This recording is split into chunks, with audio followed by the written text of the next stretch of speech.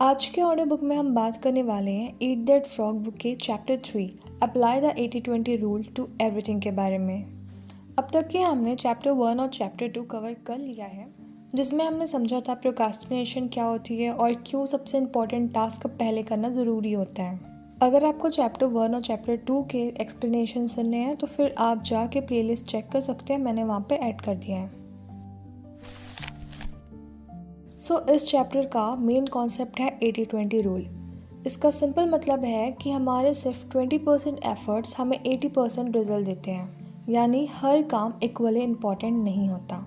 अब नोटिस करना, आप जिस काम पे अपना ज़्यादा टाइम दे रहे हो क्या वो सच में इम्पॉर्टेंट है, या फिर हमारे लिए मतलब अभी जो करंट चल रहा है क्या वो काम हमारे लिए ज़रूरी है। नहीं होता फिर भी हम उस चीज़ पे टाइम दे रहे होते हैं। तो ये चैप्टर भी ना इसी पे ही कुछ बात करती है कि कैसे आइडेंटिफाई करें कि कौन सा टास्क सच में इम्पॉर्टेंट है, कैसे बिजी रहने के बजाय प्रोडक्टिव बने और कैसे सही प्रायोरिटीज़ चूज़ करके हम कम टाइम में बेटर रिजल्ट हासिल करें। तो इस चैप्टर से हम जानेंगे कि हार्ड वर्क से ज़्यादा स्मार्ट वर्क क्यों ज़रूरी है और कैसे सही काम पर फोकस करके अपनी प्रोडक्टिविटी बढ़ाई जा सकती है। इस चैप्टर के स्टार्टिंग एक कोट से होती है, जो कि है we always have time enough if we will but use it aright. मतलब हमारे पास टाइम हमेशा इनफ होता है, बस हमें उसे सही तरीके से यूज़ करना आना चाहिए। 80-20 रूल टाइम मैनेजमेंट और लाइफ मैनेजमेंट का एक बहुत पावरफुल प्रिंसिपल है। इसे पैरेटो प्रिंसिपल भी कहा जाता है। इटालियन इकोनॉमिस्ट पैरेटो ने 1895 में इस आइडिया को एक्सप्लेन किया था। पैरेटो ने नोटिस किया कि सोसाइटी में लोग नेचुरली दो ग्रुप्स में डिवाइड हो जाते हैं। एक होते हैं टॉप 20 लोग जिसके पास ज़्यादा मनी और इन्फ्लुएंस होता है, जिन्हें उन्होंने विटल फ्यू कहा है, और बाकी 80% लोग होते हैं जिन्हें उन्होंने ट्रिवियल मैनी कहा है। बाद में उन्होंने पाया कि यही रूल ऑलमोस्ट हर जगह अप्लाई होता है। इस रूल के अकॉर्डिंग 20% एक्टिविटी से हमें 80% रिजल्ट मिलते हैं, 20% कस्टमर से 80% सेल्स आती है, 20% प्रोडक्ट से 80% प्रॉफिट आता है और 20% टास्क हमारी टोटल वैल्यू का 80% क्रिएट करते हैं। सिंपल वर्ड्स में बोले तो हर काम इक्वली इम्पॉर्टेंट नहीं होते।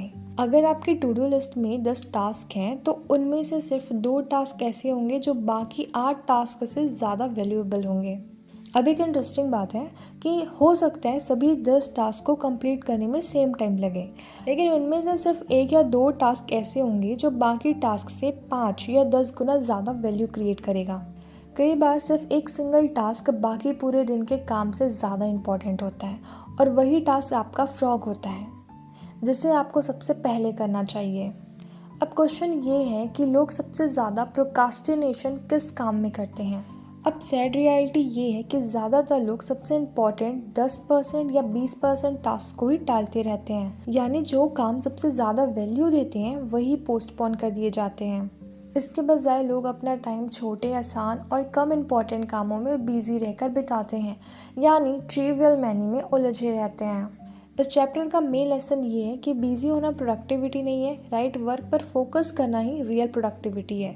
इसलिए आप अपने विटल फ्यू टास्क मतलब अपने इम्पॉर्टेंट टास्क को ना फाइंड आउट कीजिए और अपने दिन के स्टार्टिंग ना उसी काम से कीजिए, क्योंकि वही आपका रियल फ्रॉग है। अब तक हमने समझा कि लोग अक्सर उन टास्क में बिजी रहते हैं जो रिजल्ट में बहुत कम कंट्रीब्यूशन देते हैं। नेक्स्ट है focus on activities not accomplishment. आपने कई लोगों को देखा होगा जो पूरे दिन बिजी दिखते हैं लेकिन दिन के एंड में कुछ खास अचीव नहीं कर पाते। ऐसे इसलिए होता है क्योंकि वो लो वैल्यू टास्क पर काम करते रहते हैं और उन 1 या 2 इम्पॉर्टेंट एक्टिविटीज़ को टालते रहते हैं, जो सच में उनकी करियर और कंपनी में बड़ा डिफरेंस ला सकती है। सबसे वैल्यूएबल टास्क अक्सर हार्डेस्ट और कॉम्प्लेक्स होते हैं, लेकिन इन्हें एफिशिएंटली कंप्लीट करने का रिवॉर्ड भी उतना ही बड़ा होता है। इसलिए एक इम्पॉर्टेंट रूल है कि जब तक आपके पास टॉप 20% वाले इम्पॉर्टेंट टास्क बाकी है, तब तक बॉटम 80% वाले छोटे कामों पर काम करने से खुद को आपको रोकना होगा। मतलब काम शुरू करने से पहले खुद से हमेशा पूछें, क्या ये टास्क मेरे टॉप 20% में आता है या बॉटम 80% में। देखो, इसका रूल ना बहुत ही सिंपल है। आप ना ये मत सोचो कि हाँ ये काम तो छोटा है जल्दी हो जाएगा, इजी है जल्दी हो जाएगा, है ना। हमेशा याद रखो कि जो काम आप बार बार करते हैं वही आपकी हैबिट बन जाती है। अगर आप रोज़ दिन के शुरुआत ऐसे लो वैल्यू टास्क से करेंगे तो धीरे धीरे वही आपकी परमानेंट हैबिट बन जाएगी। इसलिए आपके जो लो वैल्यू टास्क होते हैं ना वो बिल्कुल रैबिट की तरह होते हैं। ये लगातार बढ़ते रहते हैं और आप कभी भी इन्हें पूरी तरह ख़त्म नहीं कर पाते। नेक्स्ट है getting started is the hardest part. किसी भी इम्पॉर्टेंट टास्क का सबसे हार्डेस्ट पार्ट होता है उसे स्टार्ट करना। लेकिन जैसे ही आप वैल्यूएबल टास्क पर काम शुरू करते हैं मोटिवेशन नेचुरली आने लगता है और फ्लो भी ऑटोमेटिकली आ जाता है। बस आपका काम है स्टार्ट करना। अब जब भी मन में ख्याल आए ना कि हाँ चलो अब मैं इसे बाद में कर लूँगा, आप काम को प्रोक्रास्टिनेट कर रही हो, उसी टाइम खुद से बोलना बस 5 मिनट दे लेता हूँ, ठीक है। खुद को देने दो 5 मिनट, उसे मोटिवेशन नेचुरली आएगा और फ्लो भी ज़रूर आएगा। हमारे माइंड का एक पार्ट मीनिंगफुल और इम्पॉर्टेंट काम करना पसंद करता है। आपका काम है उस माइंडसेट को बार बार फ्यूल देना। नेक्स्ट है मोटिवेट योरसेल्फ। सिर्फ इम्पॉर्टेंट टास्क को स्टार्ट करने और फिनिश करने के बारे में सोचना भी मोटिवेशन बढ़ा देता है और प्रोक्रास्टिनेशन कम करता है। सच ये है कि इम्पॉर्टेंट काम पूरा करने में जितना टाइम लगता है लगभग उतना ही टाइम अनइम्पॉर्टेंट काम में भी लग जाता है। लेकिन यहाँ पे फ़र्क फीलिंग में आता है। जब आप कोई वैल्यूएबल और मीनिंगफुल टास्क कंप्लीट करते हैं तो प्राइड, सेटिस्फेक्शन और कॉन्फिडेंस मिलता है। लेकिन वही टाइम और एनर्जी अगर लो वैल्यू टास्क में लग जाए तो एंड में सेटिस्फेक्शन लगभग नहीं मिलती। मतलब बिजी होना सक्सेस नहीं है, इम्पॉर्टेंट काम करना ही रियल प्रोग्रेस है। इस बुक में ऑथर हमें टाइम मैनेजमेंट की असली मीनिंग समझाते हैं। वो कहते हैं time management equal to life management. Time management का मतलब सिर्फ टाइम को मैनेज करना नहीं है, इसका मतलब है लाइफ मैनेजमेंट और पर्सनल मैनेजमेंट। मतलब आप अपनी लाइफ में होने वाली इवेंट्स के सीक्वेंस को कंट्रोल करते हैं। सिंपल वर्ड्स में समझे तो टाइम मैनेजमेंट का मतलब है ये डिसाइड करना कि आप अगला काम कौन सा करने वाले हैं। हर मोमेंट में आपके पास चॉइस होती है। आप हमेशा फ्री होते हैं ये चूज़ करने के लिए कि अगला टास्क इम्पॉर्टेंट होगा या अनइम्पॉर्टेंट होगा, और यही डिसीज़न आपकी सक्सेस का सबसे बड़ा फैक्टर बनता है। जो लोग इफ़ेक्टिव और प्रोडक्टिव होते हैं वो खुद को डिसिप्लिन करते हैं। वो हमेशा सबसे इम्पॉर्टेंट टास्क से स्टार्ट करते हैं। वो खुद को मजबूर करते हैं कि सबसे टफ काम करेंगे लेकिन सबसे वैल्यूएबल काम पहले करेंगे। मतलब वो अपने फ्रॉक को पहले खा लेते हैं। इसी रीज़न से वो लोग एवरेज लोगों से ज़्यादा काम अकम्प्लिश करते हैं और लाइफ में ज़्यादा सेटिस्फाइड और हैप्पी रहते हैं। ऑथर कहते हैं कि यही वर्किंग स्टाइल आपको भी अपनानी चाहिए। ऑथर ने चैप्टर के लास्ट में प्रैक्टिकल स्टेप्स दिए हैं। सबसे पहले कहा है उन्होंने कि आप लिस्ट बनाइए लाइफ के सभी इंपॉर्टेंट गोल्स, एक्टिविटीज़, प्रोजेक्ट्स और रिस्पॉन्सिबिलिटी को लिखिए।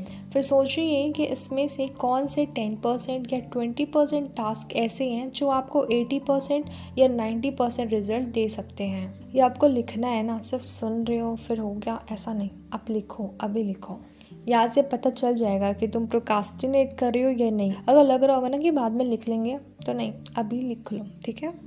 तो आपके जितने भी एक्टिविटीज़ हैं, जो भी आपको करने हैं काम, उनको लिख लो। फिर उसके बाद आप ये सोचो कि वो जो रिज़ल्ट है वो मुझे कितना % रिज़ल्ट मिलेगा, 80, 90 या फिर सिर्फ, या फिर मिलेगा भी नहीं। ये मतलब जो काम आपकी करियर और आपके रियल लाइफ में इम्पैक्ट डाल रहे हैं ना, आप उसे लिखिए। सेकंड में आपको बोला है कि आप डिसीज़न लीजिए। आज से कॉन्शियसली डिसाइड कीजिए कि आप अपना ज़्यादा टाइम उन्हीं फ्यू इम्पॉर्टेंस एरियाज़ में लगाएंगे जो सच में डिफरेंस क्रिएट करते हैं। अब बताओ आपने लिखा कि नहीं? अगर लिख लिया तो कमेंट में ज़रूर बताइएगा कि हाँ लिख लिया, अच्छी बात है। आप अभी से सीख रहे हो कि हाँ प्रोक्रास्टिनेट नहीं करना है, और जो आपकी लो वैल्यू एक्टिविटी है ना उस पर आप अपना टाइम देना कम करो।